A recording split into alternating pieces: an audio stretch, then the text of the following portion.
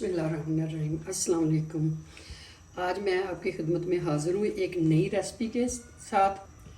जी, ये देख के आपको अंदाज़ा तो हो गया होगा कि आज हम क्या बनाने लगे हैं। हम बनाने लगे हैं आलू बुखारे की चटनी। अच्छा जी, मैंने एक पाव ये आलू बुखारा लिया है और इसमें हम ऐड करेंगे आधा किलो पानी। इसको मैंने 2-4 घंटे के लिए भिगो के रख दिया था, तो ये इस तरह फूल गया है। अगर इसे हम ज़्यादा रात तक, जैसे गर्मी है, ज़्यादा भिगोते तो ये इसने ज़्यादा फूल जाना था और गल जाना था। इसलिए सर्दियों में तो है कि रात को भिगो दें चीज़, लेकिन गर्मियों में जो है ना, वो आप 2-3 घंटे तक भिगो सकते हैं। जी, ऐसे ये 3 उबाले आ गए हैं इसको। तो अब ये हमने एक पाव आलू बुखारा लिया था, आधा किलो पानी था, तो इसमें मैं तकरीबन आधा किलो ही चीनी डालने लगी हूँ।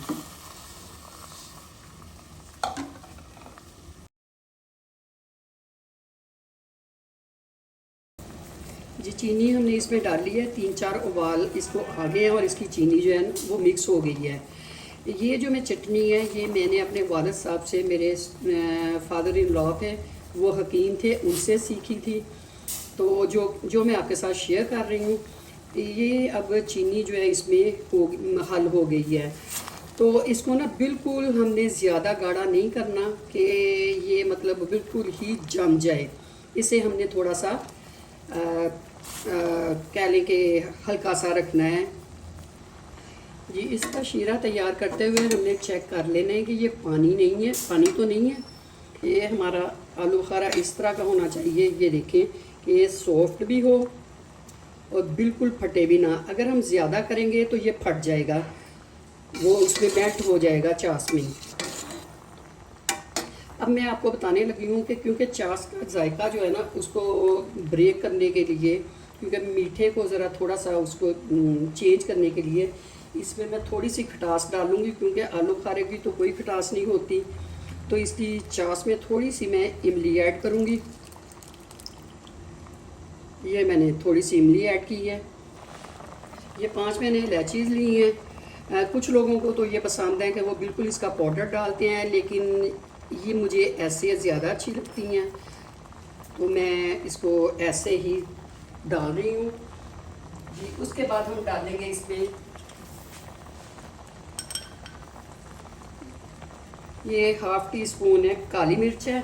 इसको आपने बिल्कुल पीसना नहीं है, क्योंकि इसका कलर ना चेंज हो जाएगा फिर चटनी का। तो इसको हम ज़रा दर सी करके डालेंगे। 1/2 टी-स्पून मैंने काला नमक डाला है और साथ साथ इसका चम्मच हिलाते रहेंगे।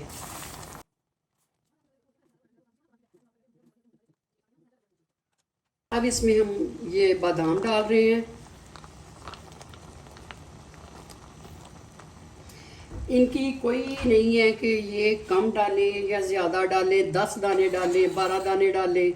ये जितना आप ड्राई फ्रूट पसंद करते हैं उतना आप डाल दें। जी, ये मेरे पास 4 मगज़ थे, ये मैं डाल रही हूँ। इनको मैंने धो लिया है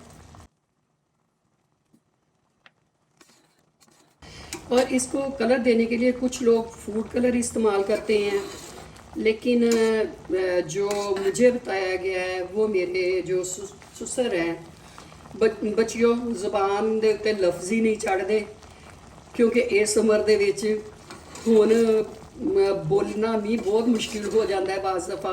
इस तो अगर मेरे को कोई गलत लफ्ज़ बोलिया जाता है तो मैं सॉरी जी। अब इसमें ना हम डालेंगे थोड़ा सा रूह अफ़ज़ा।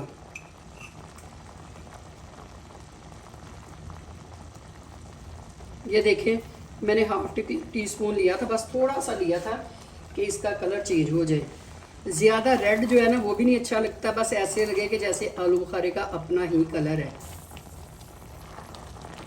अच्छा, अगर तो आपने इस कोई भी आप चीज़, कोई मशरूब बना रहे हैं, ये मुझसे ना लफ्ज़ जो है ना बाज़ दफ़ा मुंह से निकलना ज़रा मुश्किल हो जाते हैं, ठीक है। तो मैं बात कर रही थी कि अगर कुछ लोग मतलब बना रहे हैं, मशरूब बना रहे हैं, जैसे रूह अफ़ज़ा हो गया, बादाम का शरबत, कोई भी शरबत, तो जो कहते हैं ना कि ये 20 दिन, 2 माह, 3 माह, इस तरह ये आप मतलब इसको इस्तेमाल कर सकते हैं। तो जब तक आप इसमें प्रिजर्वर मतलब नहीं डालेंगे, इसको प्रिजर्व करने के लिए कोई चीज़ नहीं डालेंगे, तो ये चीज़ हमारी जो है ना वो जब तक किचन में पड़ी, उसमें फ्रिज में पड़ी है, ठीक रहेगी। तो जब फ्रिज से बाहर आएगी या कुछ दिनों की होती है कि टाइम होता है कि इतने दिनों में फ्रिज में भी चीज़ बड़ी ख़राब हो जाती है, तो इसको आपने प्रिजर्व करने के लिए जो चीज़ पकनी है, पकने वाली चीज़ में हम सोडियम बेंजोएट का इस्तेमाल करते हैं।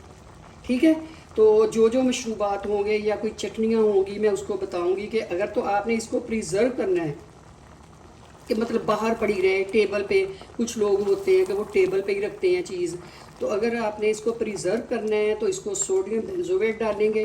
वो मैंने एक पाव में आपको मैं बता देती हूँ कि इसकी रेशो कितनी है। ये अभी मैं इसकी जब आग बंद करनी है, ये देखें हाथ से भी कम है ये।